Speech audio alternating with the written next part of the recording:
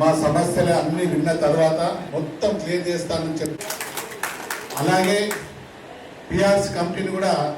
త్వరలోనే తీసుకొని దాన్ని ఇంప్లిమెంట్ చేస్తా అని చెప్పినందుకు దానికి కూడా ఇలా కృతజ్ఞతలు తెలియజేస్తూ, మళ్ళీ ఉద్యోగ సంఘాల మన జాయింట్ సర్వీస్ కమిషన్ సమావేశం ఏర్పాటు చేసి ఉద్యోగుల సమస్యలను అక్కడ పరిశీలించాలని సిఎస్ గారికి ఆదేశించి, అలాగే హెల్త్ కార్డు కూడా జూన్ 1 రోజున ఇంప్లిమెంట్ చేస్తానని 4 ప్రధానమైన డిమాండ్, అలాగే సిపిఎస్ను కూడా దాని మీద అధ్యయనం చేసి త్వరలోనే దానికి ఒక నిర్ణయాన్ని తీసుకుంటానని 4 మెయిన్ డిమాండ్లు కాకుండా చాలా సమస్యలు మాట్లాడి, ఉద్యోగ సంఘాలంటేనే ఉద్యోగులంటేనే మా ప్రభుత్వం, నేను పెద్దన్నగా ఉంటా, నీ అన్ని సమస్యలు నాకు తెలుసు, అన్ని సమస్యలు త్వరలోనే నేను చేస్తా అని చెప్పినందుకు ముఖ్యమంత్రి గారికి అలాగే డిప్యూటీ సీఎం గారికి యావత్తు తెలంగాణ ఉద్యోగుల తరపున కృతజ్ఞతలు తెలియజేస్తూ, 5th రోజు తీసుకునే ఏ కార్యక్రమైనా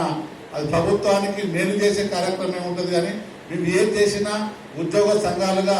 మా నిరసనలు చెప్పాం, కానీ ఎక్కడ ప్రభుత్వానికి వ్యతిరేకం చేయలేదు, వ్యతిరేకం చేయబోమని మేము అందరం ప్రార్థిస్తూ ఎటువంటి అన్ని మా 4 సమస్యలు ఇచ్చినందుకు మెయిన్గా హెల్త్ కార్డు ఇమీడియట్గా ఎఫెక్ట్ చేస్తుంది. జూన్ 1 రోజు ఇస్తానందుకు, అలాగే జూన్ 2 రోజున అన్ని సమస్యల పరిష్కారంగా మార్గంగా ఇస్తామని చెప్పిన ముఖ్యమంత్రి గారికి కృతజ్ఞతలు.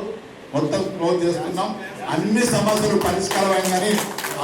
మీరందరూ యావత్తు ముఖ్యమంత్రి గారికి, డిప్యూటీ సీఎం గారికి, మంత్రిమండలికి, యావత్తు ప్రభుత్వానికి కృతజ్ఞతలు తెలియజేస్తూ ఎప్పుడు మంచిగా వినే విధంగా ఉండి అన్ని సమస్యల పరిష్కార మార్గంగా చేదోడు వాదోడుగా ఉండి ఈ ప్రభుత్వానికి మన ప్రభుత్వానికి నెంబర్ 1 తీసుకొచ్చినందుకు ముఖ్యమంత్రి గారు ఇచ్చిన సూచనలన్నీ మేము గ్రహించి అభివృద్ధి కార్యక్రమంలో పాల్గొంటామని మాట్లాడుతాం. Subscribe us and press the bell icon for more interesting updates.